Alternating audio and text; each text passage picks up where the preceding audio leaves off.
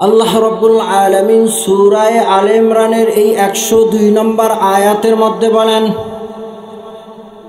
ইয়া আইয়ুহাল্লাযীনা আমানুত্তাকুল্লাহ হাক্কা তুকাতিহ। আল্লাহ রাব্বুল আলামিন ঈমানদারদেরকে ডাক দিয়া বলছেন, ও ঈমানদার বান্দারা, তোমরা আমি মালিক, আমি আল্লাহ, আমি রবকে তোমরা ভয় করো। হাক্কা তুকাতিহ, আমি মালিক, আমি আল্লাহ, আমি রব, আমি রাজ্জাক, আমি তোমাদের রিজিক দাতা হিসাবে তোমাদের যেমন ভয় করা দরকার তেমন করে তোমরা আমাকে ভয় করো। কোরআনকে যদি বলি, ও কোরআন, তোমারে যে ভয় করব, কেমনে ভয় করব, তোমারে তো দেখি না। কোরআন যেন চট করে বলেন, ওয়াহুয়া মাআকুম আইনামা কুনতুম। জগতের মানুষ, আল্লাহ এমন জাত, এমন সত্তা, তুমি বান্দা যেই জায়গায় থাকো না কেন, যেই জায়গায় চাও না কেন, সব জায়গায় তোমার সামনে আল্লাহ উপস্থিত।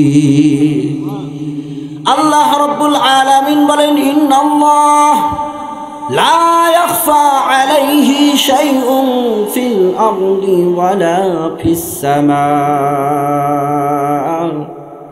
আল্লাহ রাব্বুল আলামিন এমন স্রষ্টা, বান্দা তুমি যেই কোনো জায়গায় যা কিছু করো, ও বান্দা তুমি জমিনে আসো, জমিনে যা কিছু করো, তুমি আসমানে গিয়াও যদি করো, আল্লাহ পাক বলেন সব জায়গায় আমি মালিক, আমি আল্লাহ উপস্থিত।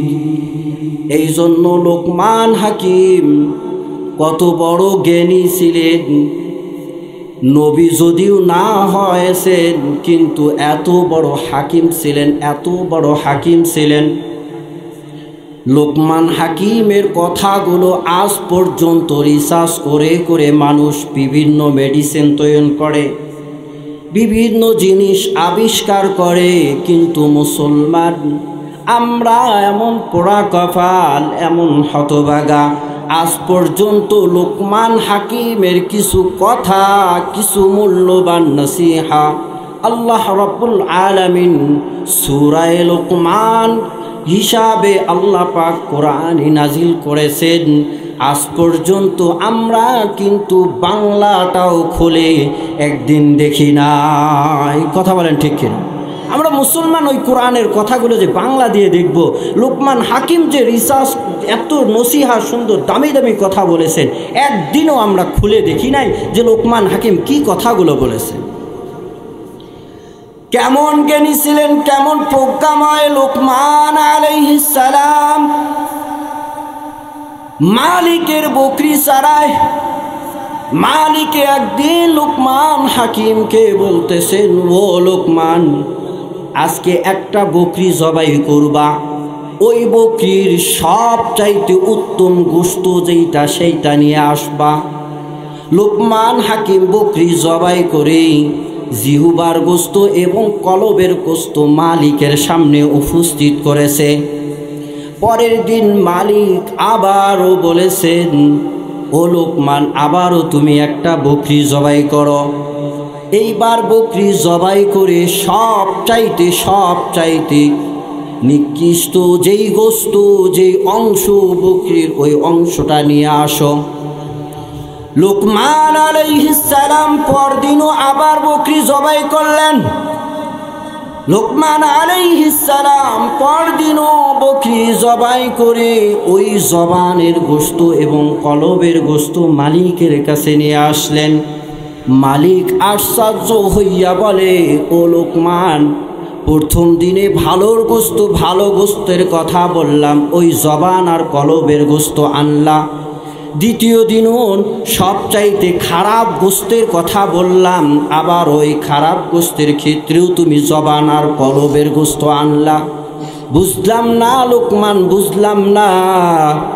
এইবার লোকমান আলাইহিস সালাম বলতেছেন, এই জবান আর কলব এইটা এমন জিনিস, এমন জিনিস, এইটা ভালো হতে পারে, ভালো হইতে হলে সর্বোচ্চ ভালো হতে পারে, আবার মন্দ যদি হয় সব চাইতে মন্দ হতে পারে।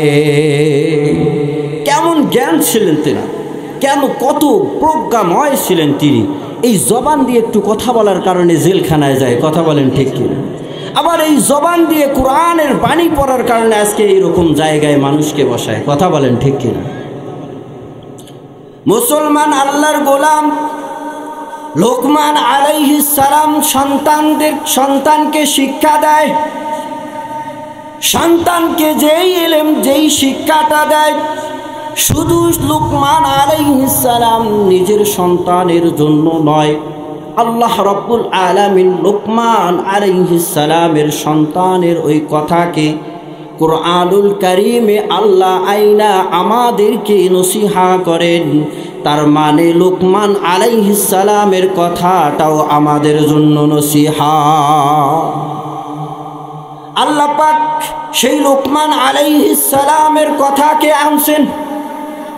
লোকমান আলাইহিস সালাম সন্তানকে বলতেছেন, ইন্নাহা ইনতাকু মিসকালা হাব্বাতিন মিন খারদালিন আও তাকুন ফি সখরাতিন আও ফিস সামাওয়াতি আও ফিল আরদ ইয়াতি বিহা আল্লাহ।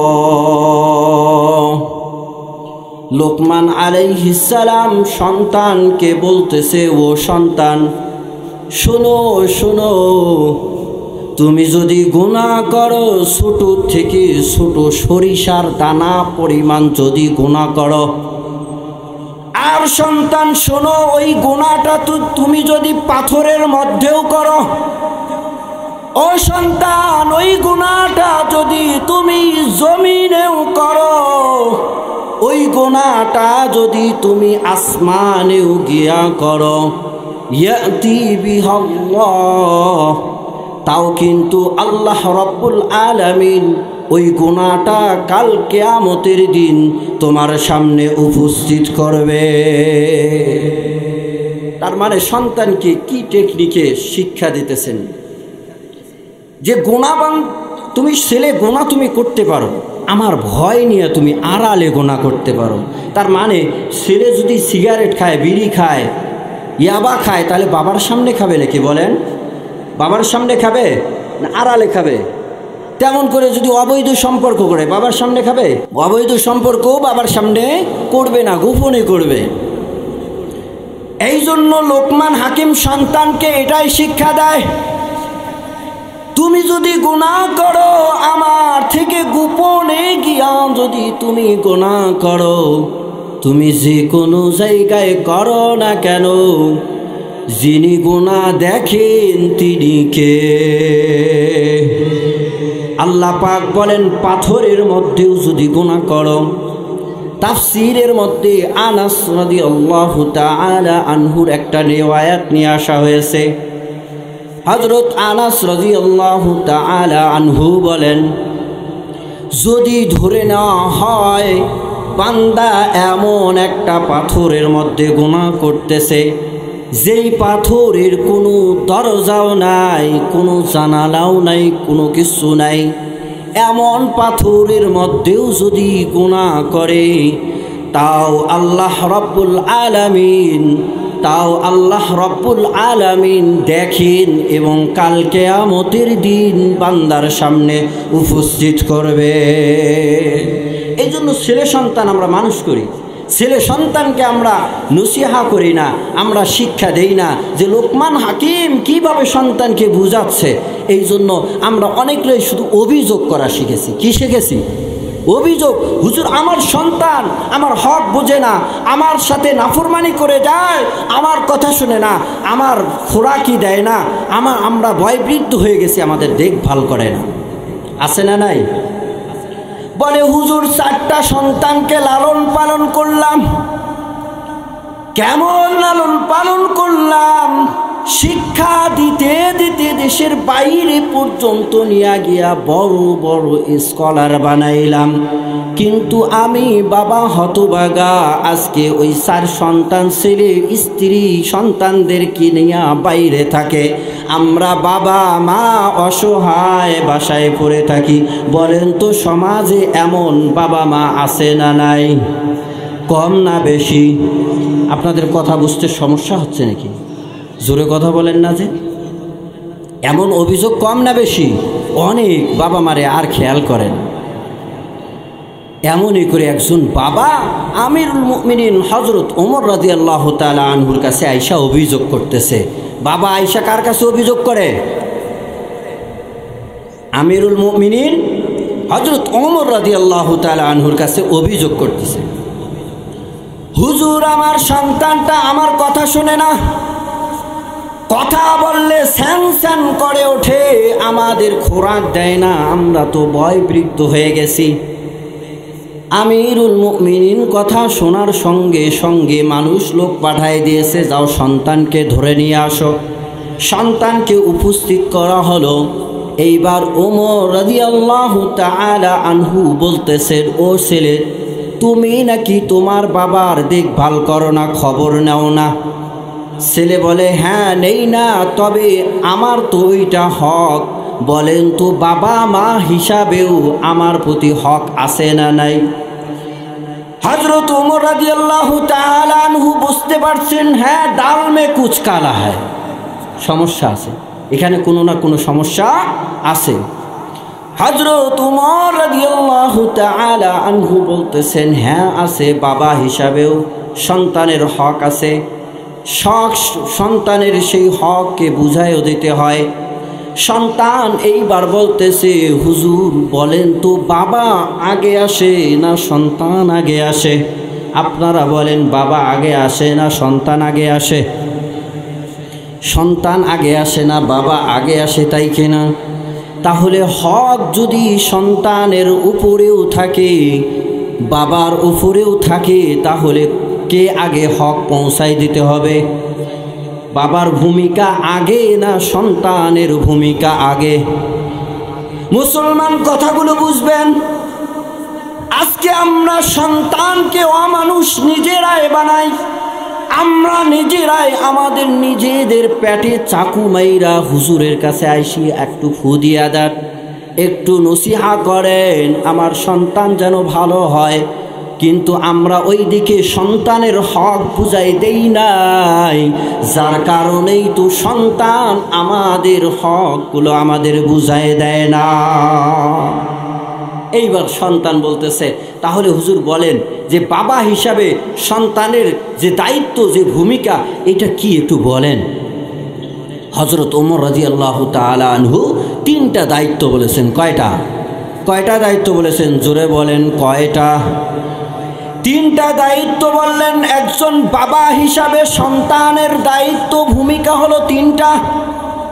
তার মানে মৌলিকভাবে হযরত ওমর রাদিয়াল্লাহু তাআলা আনহু 3টা দায়িত্ব বলেছেন। 1 নম্বর, হযরত ওমর রাদিয়াল্লাহু তাআলা আনহু বলেন, একজন বাবা হিসাবে সর্বপ্রথম সন্তানের হক, সন্তানের দায়িত্ব হচ্ছে সন্তানের জন্য একজন নেককার মা দেওয়া। মা বোনরা আসছে, তাই কিনা? এখন মাহফিলে খালি মা বোনরা, কালকে ছিল শুনেছি মা বোন। এখন আমার এই কাটলায় মাহফিল আছে, ওখান থেকে খবর দিছে। আগে আমাকে বলেছে মহিলায় বেশি হয়, মহিলা মানুষ এখন বেশি হয়, এই জন্য মা বোনদেরকে বলবো। হযরত ওমর রাদিয়াল্লাহু তাআলা আনহু বলতেছেন, একজন বাবা হিসাবে সন্তানের দায়িত্ব, এখনো সন্তান আসে নাই, আসতেও পারে নাও আসতে পারে, তাও একজন বাবা হিসাবে সর্বপ্রথম দায়িত্ব হচ্ছে একজন নেককার মা উপহার দাও। একজন মা যদি নেককার হয়, একজন মা যদি আল্লাহওয়ালা হয়, একজন মা যদি সিজদা করনেওয়ালি হয়, একজন মা যদি কোরআন তেলাওয়াতকারী হয়, তাহলে ওই সন্তানটাও কিন্তু কোরআন পড়নেওয়ালা নামাজি হয়।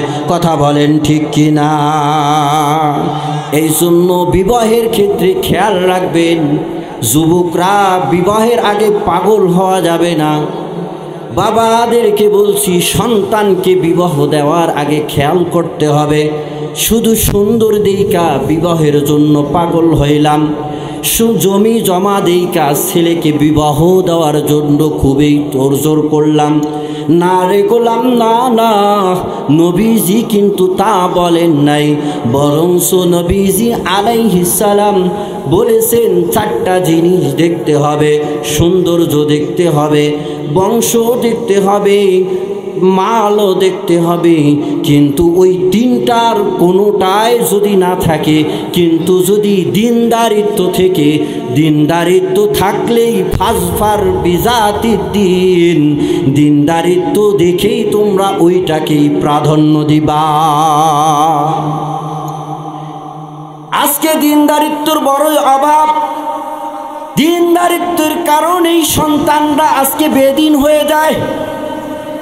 আমরা নাম শুনেছি, হযরত মালিক রহমতুল্লাহ আলাইহি 4 ইমামের একজন বড় ইমাম ছিলেন। কথা বলেন ঠিক কিনা?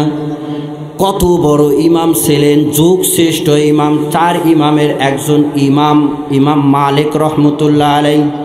তেনার বাবার বিবাহের একটা ঘটনা আছে। তেনার বাবার বিবাহ দেওয়ার সময় ইমাম মালিক রহমতুল্লাহ আলাইহির দাদা ছেলেকে আইসা বলতেছে, ছেলে, তোমার জন্য খুব সুন্দর একটা মেয়ে চয়ন করেছি। কি বলেছেন? খুব সুন্দর। এখন ইমাম মালিক রহমতুল্লাহ আলাইহির বাবা মনে করছে তাহলে মনে সব দেখতে দেখতেও সব কিছুই সুন্দর। তখন বলেছে, বাবা, আপনারা যেহেতু দেখেছেন মুরব্বী মানুষ, তাহলে সুন্দর হলে তাহলে আর সমস্যা নাই, বিয়া পড়াই দেন, সমস্যা নাই। ইমাম মালিক রহমতুল্লাহ আলাইহির বাবার বিবাহ হয়ে গেছে। বাসর রাতের মধ্যে যখন দেখেছে সেই স্ত্রীকে দেখে কালো, কুচকুচে কালো, আর বাসর রাতে যায় না। ইমাম মালিক রহমতুল্লাহ আলাইহি এই দিক সেই দিক থাকে। ওই কালো মেয়েটা আইসা বুঝায়, শোনেন, এমনও হতে পারে যেটা মানুষ অপছন্দ মনে করে, আসা আন তাকরাহু শাইআন ওয়া হুয়া খায়রুল লাকুম। কোরআনের আয়াত দিয়া নসিহা করেন, অনেক অপছন্দনীয় জিনিসও কিন্তু ওর মধ্যে আল্লাহ ভালাই দিতে পারে। এই কথা যখন বলেছে, কোরআনের কথা বলেছে, তাই ইমাম মালিক রহমতুল্লাহ আলাইহি ওই রাত্রে বাসর রাত হয়ে গেছে, আলিঙ্গন হয়ে গেছে।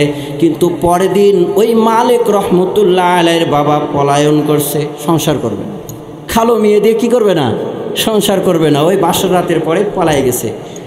এক টানা 18-19টা বৎসর তিনি গুম ছিলেন, তেনার কোনো খবর ছিল না। 19 বৎসর, 18 বৎসর, 19 বৎসর পার হওয়ার পরে তিনি আসছেন গ্রামে। আইসা গ্রামের মসজিদে দেখেন একজন খুব সুর দিয়া এত সুন্দর তেলাওয়াত করে নামাজ আদায় করলেন। নামাজ আদায় করার পর দেখলেন যে ওই একটু সুন্দর চেহারার অধিকারী ছেলেটা হাদিসের দরজ দিচ্ছেন। হাদিসের দরজ দেওয়ার পর মানুষকে জিজ্ঞাসা করে, ইনি কে? সবাই পরিচয় দেয়, ইনি এমন একটা মানুষ, এমন একটা ছেলে। এনার বাবার পরিচয় দেওয়া যাচ্ছে না। কেন? আজ থেকে 18-19 বৎসর আগেই মেয়েটা কুশ্রী হওয়ার কারণে স্ত্রীকে রেখে ওই মানুষটা চলে গেছে। তার চলে যাওয়ার পর এই সন্তান হয়েছে, কিন্তু ওই মানুষের কোনো খবর নাই। উনি তো বুঝতে পারছেন তাহলে কে হবে? আমি। তখন বাসায় চলে গেছে, বাসায় যায় নক করছেন, শেষ করে দিচ্ছি। বাসায় যায় নক করছে, নক করে দেওয়ার পরে ওই যুবক এসে খুলে দিছে। খোলার পরে আর ভেতরে ঢুকতে দেয় না। বলে, কেন? আমার মা পর্দা করে, ভেতরে আসতে দেওয়া যাবে না।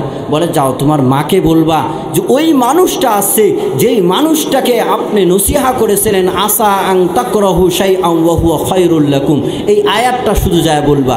তখন সন্তানে গিয়ে তার মাকে এই আয়াতটা বলছেন, মা, যাকে আপনি এই আয়াত দিয়ে নসিহা করেছেন ওই মানুষটা আনছে। তখন মা চোখের পানি ছেড়ে দিয়া বলছে, বাবা, ওইটা দুনিয়ার অন্য কোনো মানুষ না, ওইটা হচ্ছে তোমার বাবা, ওইটা তোমার জন্মদাতা বাবা। তো এমন করেই আল্লাহ পাক অনেক জিনিসের মধ্যে এমন চেহারা না চেহারা না, বরঞ্চ দিনদারিত্বকে আমরা প্রাধান্য দেব। আমরা বিবাহ করার ক্ষেত্রে, বিবাহ দেওয়ার ক্ষেত্রেও আমরা দিনদারিত্বকে প্রাধান্য দেব। আল্লাহ পাক যতটুকু অগোছালো কথা বলেছি আমাদেরকে আমল করার তৌফিক দান করুক। সকলে বলে আমিন।